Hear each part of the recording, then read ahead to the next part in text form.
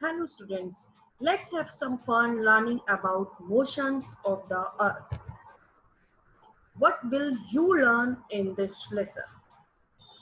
The model of the earth, latitudes and longitude, which we have already learned in last chapter, and the motion of the earth, rotation and revolution of objectives, and understood the two motion of earth and their effects. In this chapter, we introduce everything in the universe is in motion, nothing is stationary. Our Earth also move continuously in the space and it has two main type of motion, rotation and revolution. Now let's move on in next topic, this rotation. Rotation is the act or process of moving or turning around a certain central point. The Earth rotates on its own axis. It is the spinning, look at this diagram, it is spinning movement of Earth on its axis from west to east, which causes day and night. One rotation of the Earth on its axis takes about 24 hours or 1 day.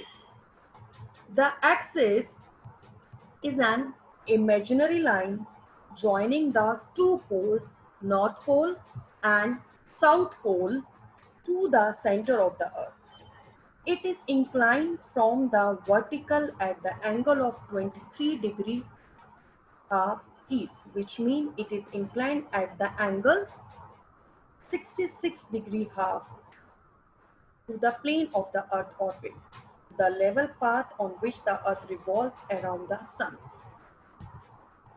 What is the circle of illumination?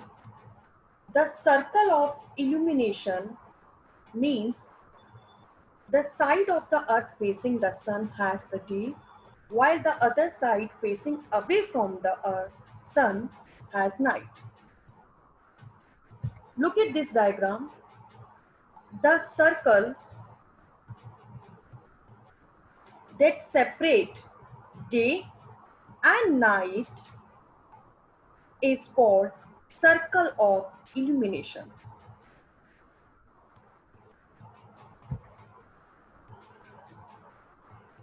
Earth axis refers to an imaginary line going through the center of the earth from top to bottom.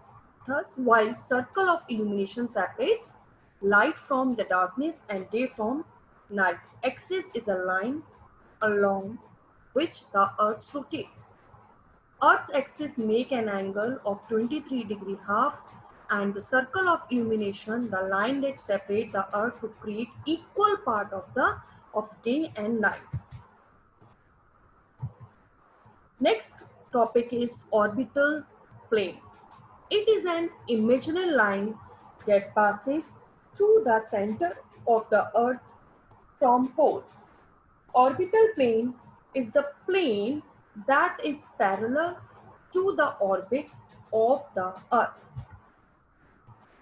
The next motion of the earth is revolution. Revolution is the action of moving around something in path that is similar to a circle. Earth revolves around the sun on its elliptical orbit. It is the journey of the earth around the sun in an elliptical orbit. One revolution takes 365 and 6 hours. We take 365 days as a single year and 1/4 day of 4 consecutive year is added to make one full day, which is added to the month of February in the 4th year. First, we talk about before leap year, the effect of motion of the earth.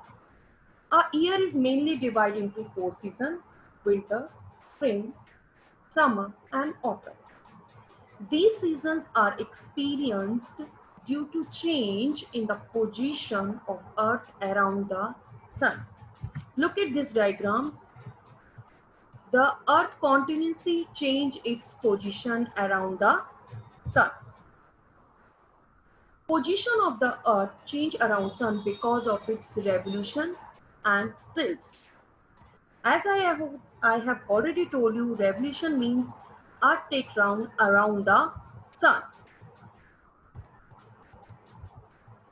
Hence, as the Earth revolves around the Sun throughout the year, different parts receive varied amount of heats.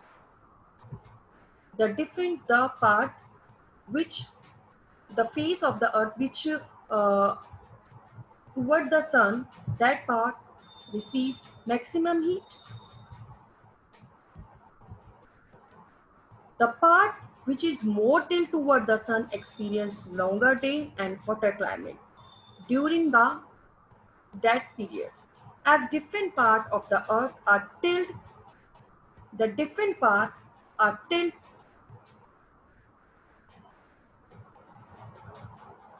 toward the Sun throughout the year, while revolution, solstices, and equinox are experienced. So this diagram shows.